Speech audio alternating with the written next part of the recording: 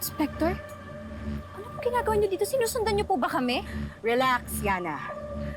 Mr. Chua, I'm here to offer something na hindi niyo tatanggihan. Offer? Kailangan ko ng witness sa kaso ni Zach. Kapag pumayag si Yana na mag-testify labang kina Sugar at Amelie, kaya kong makakuha ng plea deal para kay Yana. At para sa'yo, Mr. Chua, kaibigan ko ang prosecutor ng estafa case mo. Kaya kong mapababa ang sentensya mo. Talaga po? Ted, kapag kinuha niyong offer ko, kaya kong mapababa ang parusa ninyong mag-ama. Pero kapag di niyo ako tinulungan, makukulong kayo. Hindi niyo makikita ang isa't isa. Hindi ba? Kayong dalawa na lang ang natitira sa pamilya?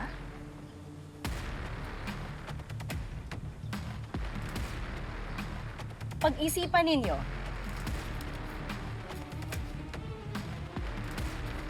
Tawagan niyo ako pag nakadecide na kayo. Don't expect a call, Inspector. Because I will never betray my friends. Never say never, Miss Chua. Mr. Chua.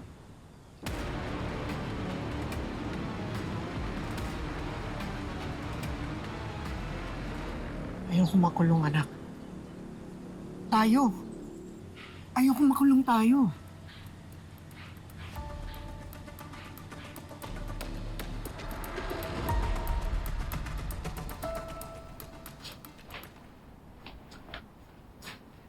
Yana, kailangan mo tanggapin yung offer ni Georgia. No! Oh my God. Dad, hindi ko pwede gawin yun. I can't testify against my friends. Lalo na kay Amelie after everything they've done for us. Bakit kayo ba, Dad? Kaya niyo pong traidorin si Tito Hector? Yana, paano tayo? Paano ako? Ano? Makukulong na lang tayo for God knows how long kapag hindi mo ito ginawa? Yana, magkasama na tayo ulit. Hayaan mo bang magkahiwalay tayo na naman? Pero makukulong si Sugar and Amelie. Okay, I can't send my friends to jail. Yana, ano ba? Kaya na mo malusutan ng abogado ni Hector ito. Mayaman sila. Tandaan mo, Yana, walang mayaman na nakukulong. Pero tayo delikado tayo, Yana. Wala na tayong pera. Yana, you have to accept this for us.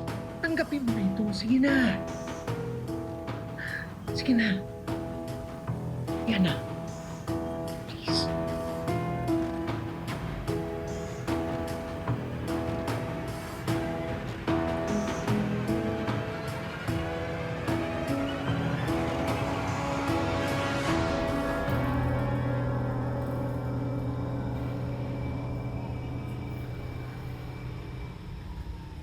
Ayos ka lang?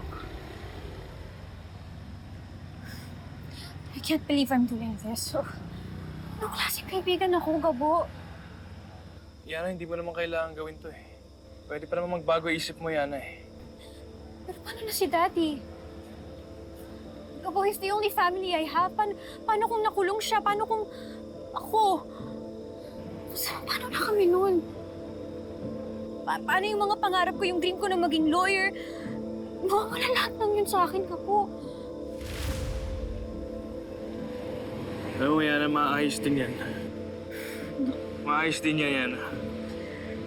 Alam mo, I can't do this to Sugar and Amelie. I can't betray my friends.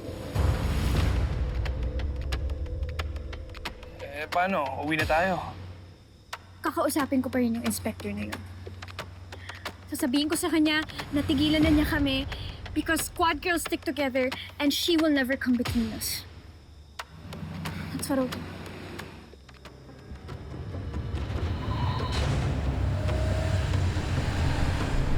Yana!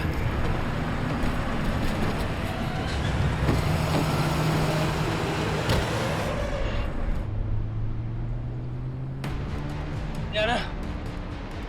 Yana! Yana! Yana, okay ka lang? Yana! Tulong! Tulong! Tulungan niyo kami! Yana! Yana.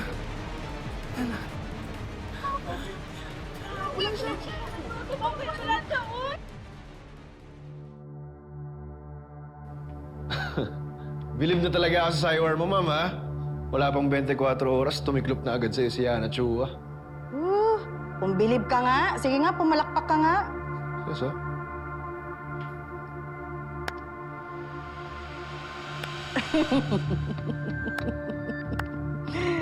Ganyan talaga, bata.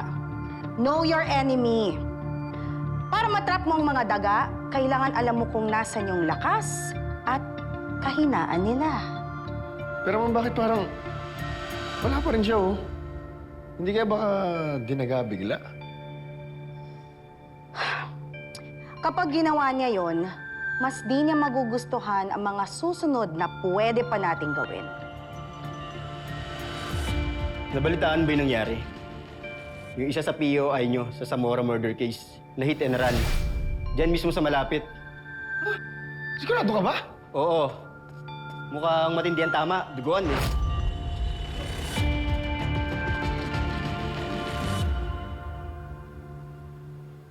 Sa ma'am mo?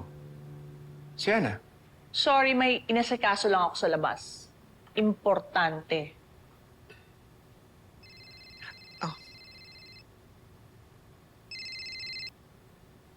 Hello?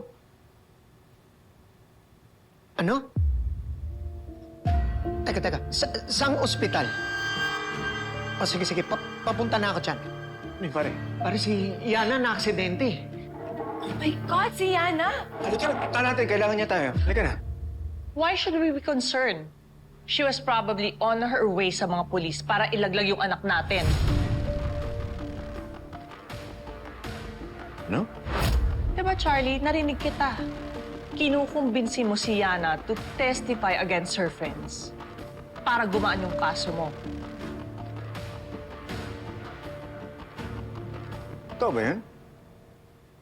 Pati anak ko hudasin mo? Hindi siya makasagot. Totoo nga, di ba? Hindi lang siya scammer, traidor pa. Pati anak natin nilaglag sa mga pulis. Ipit na ako, Hector, eh. Kailangan ko iligtas ang sarili ko. Pati yung anak ko. Huwag mong gawing ikso si Yana. Alam mo, ikaw? Kasalanan mo lahat ng to, eh.